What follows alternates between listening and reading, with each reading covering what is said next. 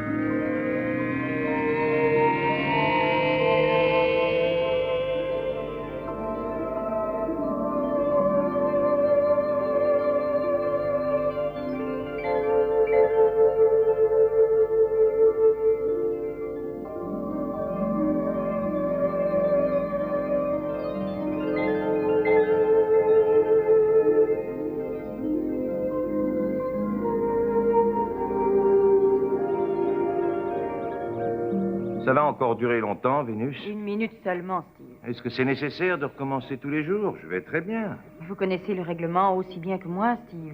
Lorsque nous partons accomplir une mission dans l'espace, nous devons être soumis à un contrôle médical quotidien. Très bien.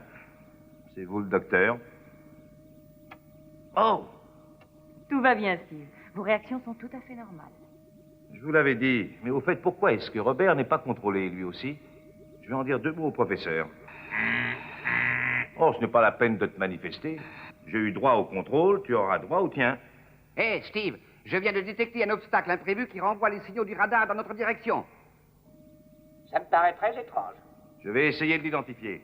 Bon, je vais vous laisser tous les deux à vos occupations. Je dois aller rédiger mon rapport. Je ne distingue rien, professeur. C'est peut-être une sonde spatiale. Oh, je ne crois pas. La planète la plus proche est Cernus. Vous savez très bien qu'il n'y a aucune activité sur cette planète. Ça y est, je le vois. On dirait une sorte de vaisseau spatial. Mais c'est un de nos vaisseaux de ravitaillement. Je vais essayer d'entrer en contact avec son pilote. Allô, Steve Zodiac appelle le vaisseau de ravitaillement. Est-ce que vous m'entendez? Pas de réponse. Nous allons nous approcher. Tout ça n'est pas normal.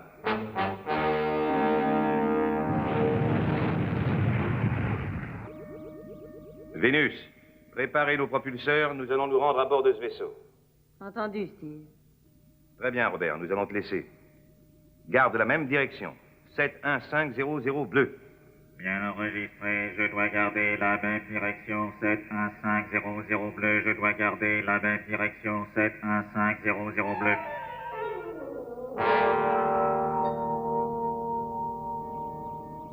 Pendant que vous serez parti, je transmettrai mon rapport. Entendu, Vénus. Vous êtes prêts? Allons-y.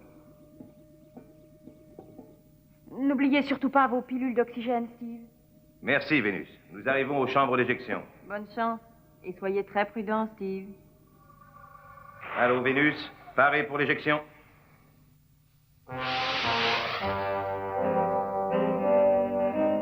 Espérons qu'il ne va rien leur arriver.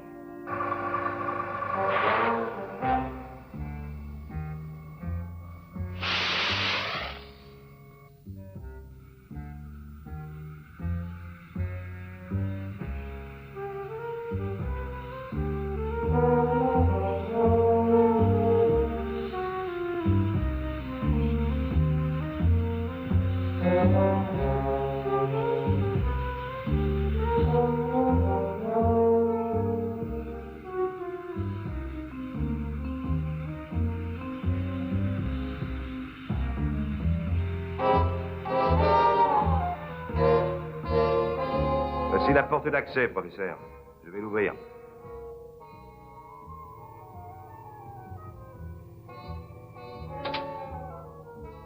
Nous entrons dans le vaisseau, Vénus. Entendu, Steve. Et je vous en prie, soyez prudent. Le système d'éclairage ne fonctionne plus. Allumez votre torche, professeur. Entendu, Steve.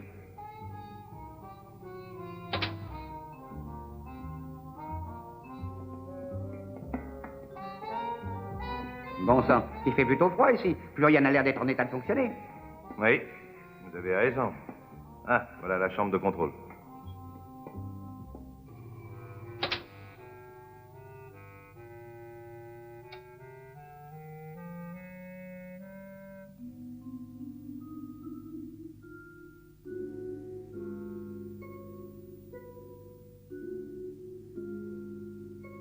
J'ai le pressentiment que nous ne sommes pas seuls, professeur.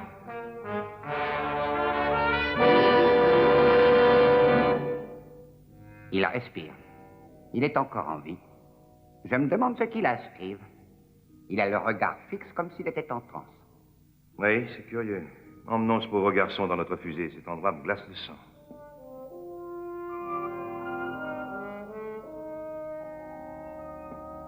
Il est en mauvais état, Steve. Mais je crois qu'il survivra. Il se trouve dans un profond état d'hypnose. Et comment cela a-t-il pu lui arriver? Où est passé le reste de l'équipage de l'appareil? D'après le diagnostic que j'ai pu faire, il se trouve dans cet état depuis plusieurs jours. Eh bien, nous allons ramener son vaisseau sur Terre. Peut-être pourra-t-on nous renseigner là-bas.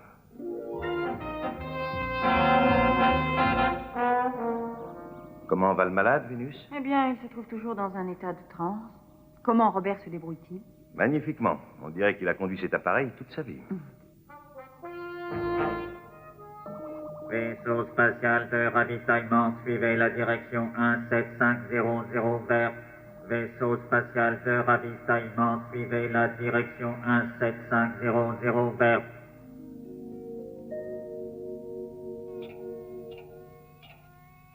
L'appareil spatial XL5 vient de rentrer dans la couche atmosphérique, mon général. Bien compris, lieutenant.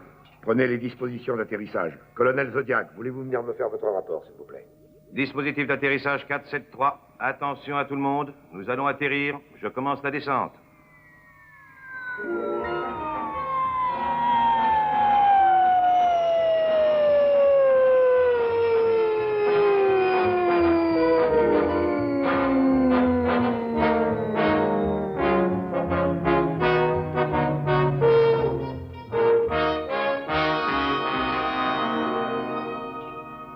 Vous savez toute l'histoire, mon général? Oui, Steve. Ça ne me surprend pas. C'est le 4e vaisseau spatial de ravitaillement que nous trouvons abandonné ces dernières semaines. Ils suivaient tous la même route. Ils emportaient leur combustible vers la Grande Ourse. Nous n'avons trouvé encore aucune explication à ces événements. J'ai des nouvelles à vous apprendre, messieurs. Le pilote que nous avons ramené ne pourra pas vous répondre avant un certain temps. Il se trouve toujours dans le même état de profonde hypnose. Mais Vénus, est-ce que vous ne pourriez pas provoquer un choc qui le ramènerait à lui? Je n'ose pas, professeur. Un tel choc pourrait le tuer. Nous sommes obligés d'attendre. Le sort n'est pas de notre côté. Mais j'ai une meilleure idée.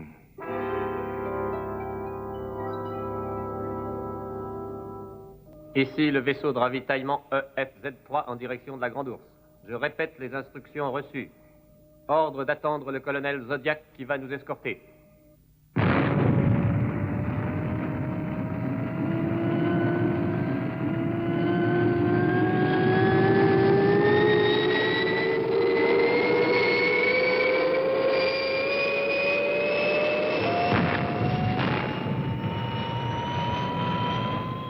Espérons que notre plan marchera. En escortant de près ce vaisseau de ravitaillement qui suit la même route que les autres, nous serons renseignés. Ça peut se révéler très dangereux aussi, Steve. Nous ne savons pas ce qui nous menace. Nous serons bientôt édifiés. Nous allons atteindre la région dans laquelle nous avons trouvé le 4e vaisseau spatial. Tiens, c'est étrange. Steve, je viens de détecter un objet non identifié droit devant nous qui me renvoie un écho sur mon écran radar. Ça doit être ça, professeur. Je m'en approche.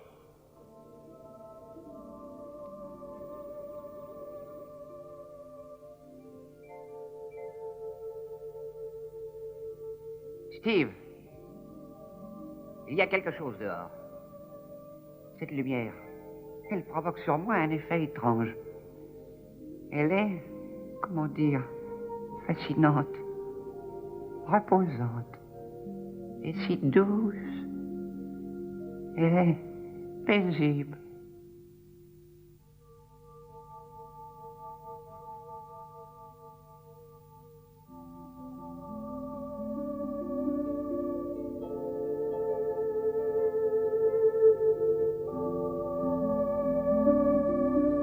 Steve, c'est bien ça. C'est cette lumière qui a provoqué l'état de transe du pilote. Vous êtes très fatigué. Vous voulez dormir. Vous avez envie de fermer les yeux. Vous n'avez qu'à dormir et vous vous sentirez tellement mieux. D'où est-ce que sort cette voix? Elle vient de partout. Professeur. Oui, Steve. Je crois que la voix vient de... La voix arrive jusqu'à nous par nos instruments électroniques. Je vais essayer d'examiner cet objet. Je crois pouvoir dire que c'est une sorte de sphère inhabitée. Il n'y a aucune trace de vie humaine à son bord. Oh, quand je la regarde comme ça, je me sens tellement fatigué, Steve. Vous avez tous sommeil, détendez-vous. Détendez-vous. Vos paupières sont lourdes. Fermez les yeux. C'est tellement agréable de dormir quand on est fatigué. En dormant, vous oubliez vos problèmes. Steve, nous allons être hypnotisés. Je ne peux pas m'en empêcher. Non, je ne peux pas. Pourtant, il doit bien y avoir un moyen. Je dois trouver un moyen. Je n'arrive plus à réfléchir. Changez de direction. Il est plus facile d'obéir que d'essayer de résister. Prenez la direction 51700 rouge. Détendez-vous. Vous êtes en mon pouvoir. Direction 5170. Qu'est-ce que je fais? Robert, il faut que tu nous sortes de là. Prenez la direction 5170 rouge.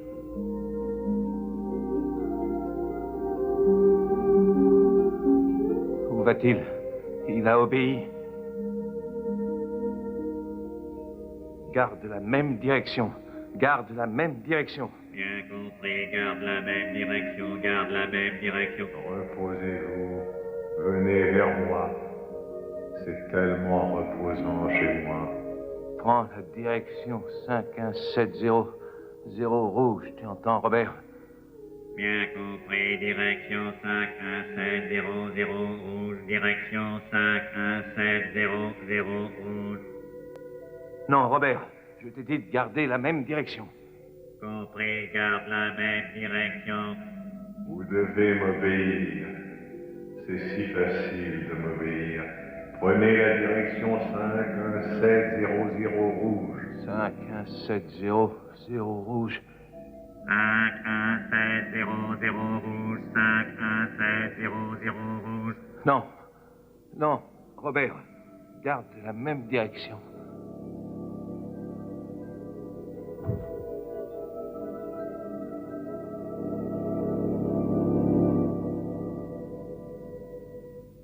Prends la direction 5170 rouge.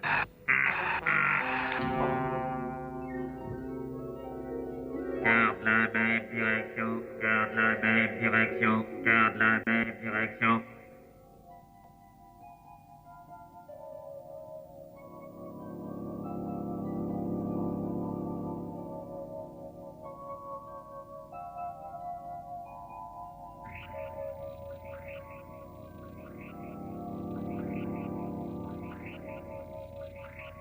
Je n'ai pas réussi.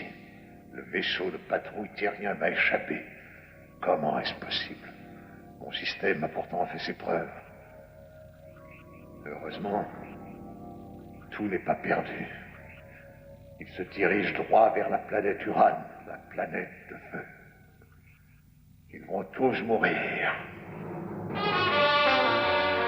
Garde la même direction, garde la même direction.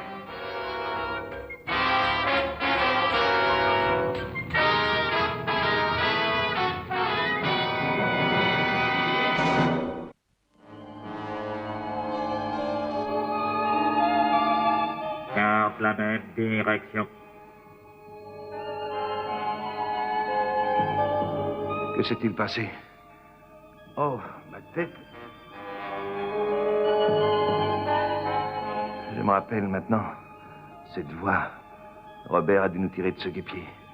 Mais pourquoi est-ce qu'il fait aussi chaud? On dirait la planète Uran. Et nous nous dirigeons droit dessus. Ça va, Robert, j'ai récupéré. On va essayer de redresser. Vite.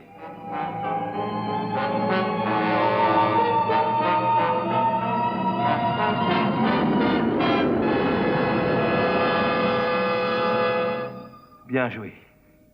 On a eu chaud dans tous les sens du mot. La voix, elle s'est tue. Nous ne sommes plus sous son influence. Il était temps, Vénus. Je crois que nous n'avons subi qu'une légère dose de l'influence hypnotique de cette sphère qui a mis le pilote dans le coma. Réveillez-vous, professeur Madoc. Nous ne sommes plus en transe maintenant, c'est fini. Vous allez mieux, professeur? Oui. Oh, ma tête. Oui, ça va, merci, Steve. Encore une minute et cette histoire ne sera plus qu'un mauvais souvenir. Si vous saviez ce que je m'en veux de m'être laissé faire comme un enfant. Vous n'êtes pas le seul, vous savez. Voulez-vous venir, professeur? C'est dommage que tu ne puisses pas nous donner de renseignements, Robert. Oh, mais s'il le peut, voyons, Steve. Vous avez oublié. Robert enregistre tous les bruits à longueur de temps. Bon sang, c'est vrai. Nous pouvons le faire répéter. Et nous découvrirons alors la direction que la voix voulait nous faire suivre. Robert, répète à partir de 3 heures.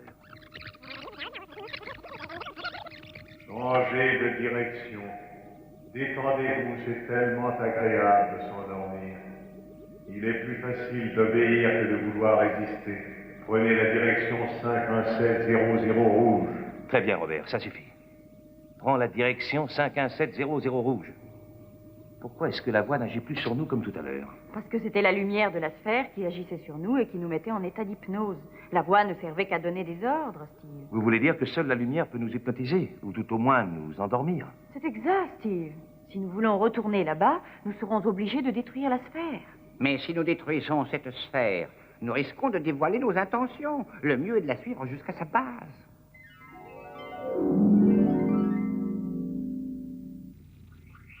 Avez-vous fait passer votre chargement de combustible dans mes réservoirs, stupide terrien? Oui, ça y est, c'est fait. J'ai suivi les ordres que vous m'avez donnés. Bien. Vous allez vous envoler loin d'ici dans votre appareil et vous resterez dans l'espace. Je ne veux pas que toutes vos machines inutiles encombrent et salissent le sol de ma planète. Le prochain vaisseau de ravitaillement qui tombera sous mon influence m'apportera la dernière partie de réserve de carburant dont j'ai besoin. Ensuite, je pourrai envoyer mes sphères hypnotiques vers toutes les planètes. Et je deviendrai bientôt le maître incontesté de l'univers tout entier.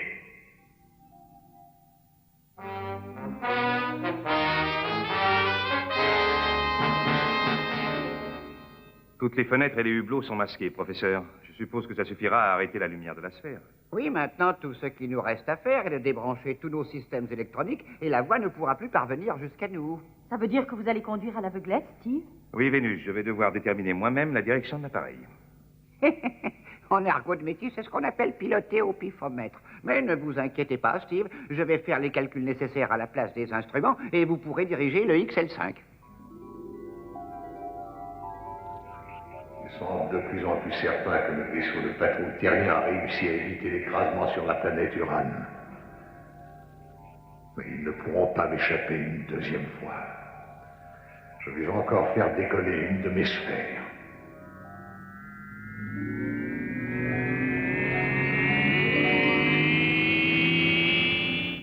Et cette fois, son effet hypnotique sera d'une plus grande puissance.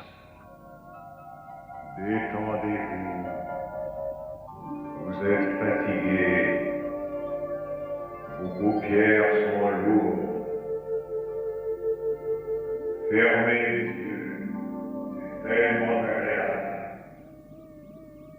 Nous avons de la chance de pouvoir diriger l'appareil sans les instruments électroniques, professeur. Oui, d'après mes calculs, nous nous trouvons dans la région dangereuse, Steve. Nous aurions intérêt à suivre les instructions que Robert a enregistrées.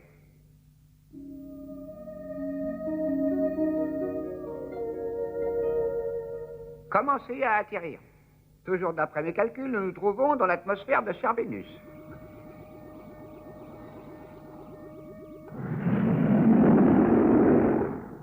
Hé, Steve, d'autres sphères.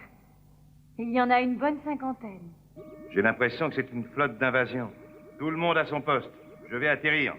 Attendez, nous allons entendre la voix dès que nous allons sortir. Il vaudrait mieux rebrancher les instruments. Mais oui, Steve. Comme ça, nous pourrons découvrir d'où elle vient. D'accord, je rebranche les instruments.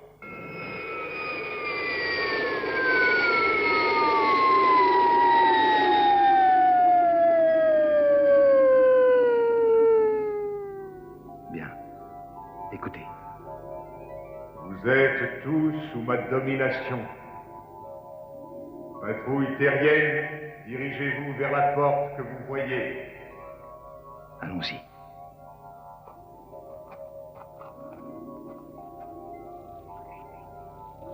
Venez. Soyez les bienvenus dans mon domaine. Vous arrivez juste à point pour voir devant vous le conquérant de l'univers tout entier. Grâce au combustible de vos vaisseaux spatiaux, je vais enfin pouvoir envoyer mes sphères hypnotiser toutes les planètes de l'univers. Nous en savons assez, professeur. Il faut détruire cette chose.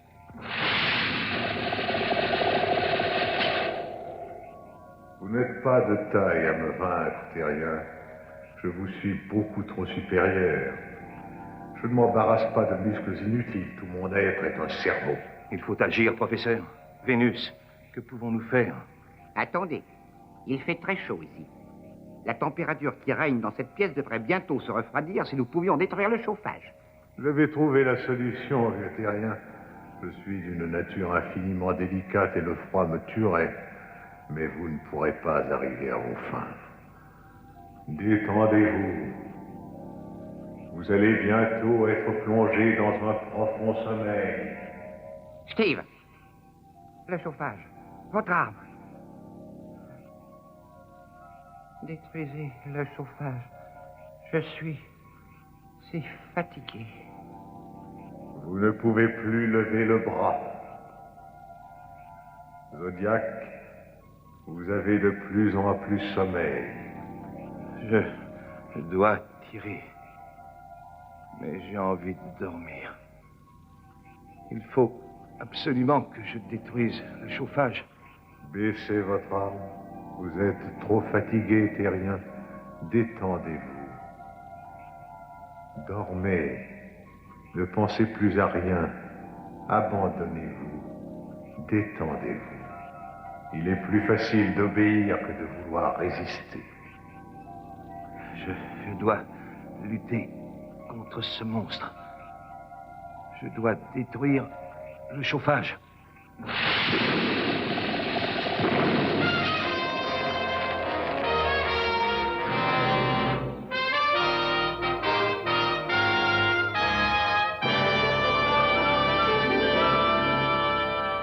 J'ai réussi. J'ai réussi. La lumière. Nous ne sommes plus hypnotisés. Non, grâce à la mort du cerveau. Et grâce à vous, Steve. Et ça veut dire que les pilotes atteints vont aller mieux, eux aussi. Oui, nous ferions bien de partir avant d'être gelés. Direction Terre 32100 vers. Direction Terre 32100 vers. Comment vont les équipages que nous avons trouvés sur Chère Vénus? Ils sont tous sortis de l'état d'hypnose. Ils seront rétablis dans 1 heure ou 2. Ah, voilà une bonne nouvelle. Eh bien, je crois qu'on peut boire à la santé d'un tel événement. Qu'en pensez-vous, Joe? Oh oui. Je crois plutôt qu'il faut boire à la santé de quelqu'un. Nous vous remercions tous, Steve Zodiac.